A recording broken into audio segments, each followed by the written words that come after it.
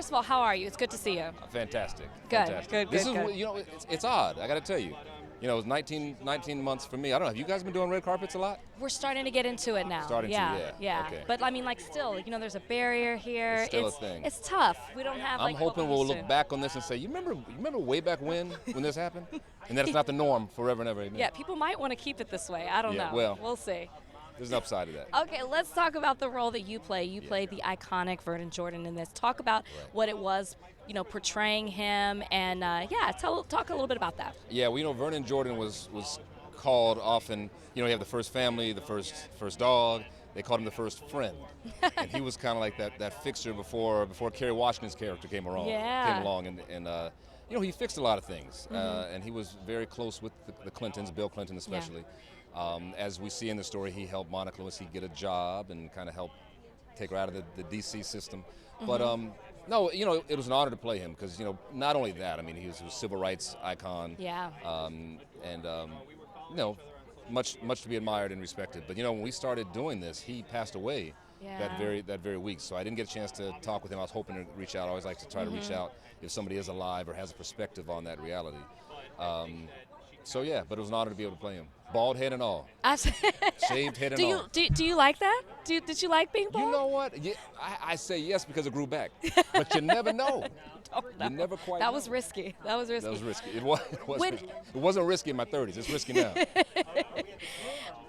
You know, what's interesting with this is this story is being introduced to a new generation. You know, most of us are familiar with it, or maybe we had the cliff notes of it. But for you, I would like to know, what was your take on being a part of this, and did it change your perception on anything after you completed the filming? You know, I don't know if it changed my perception. I think I and we, even, you know, those of us that lived through it, and you're right, my daughter, who's a big fan of yours, you know, she's watching, and she's 22, and her generation, they're watching this for the first time. They're like, right. Oh, that's what happened? He did that with this young woman, 22 years old? So I think, you know, the context in which we're looking at this now, post Me Too movement, in COVID, you know, all of those things, especially post the Me Too movement. Yeah.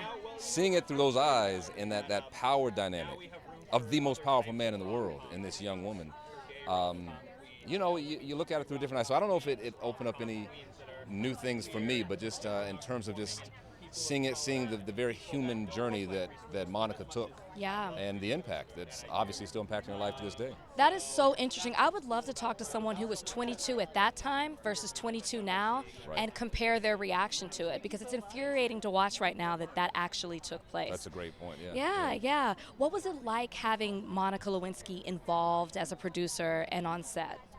For me, it gave validity to the story. I mean, it's Ryan Murphy, so it's valid already. But the fact that it was her vantage point, her perspective, made a big difference. I didn't meet her on the set, and we had met about a year ago, but didn't talk much about this character, this life.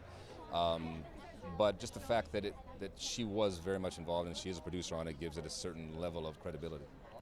Thank you for watching. If you want more extra, hit the subscribe button and the bell so you'll never miss a video.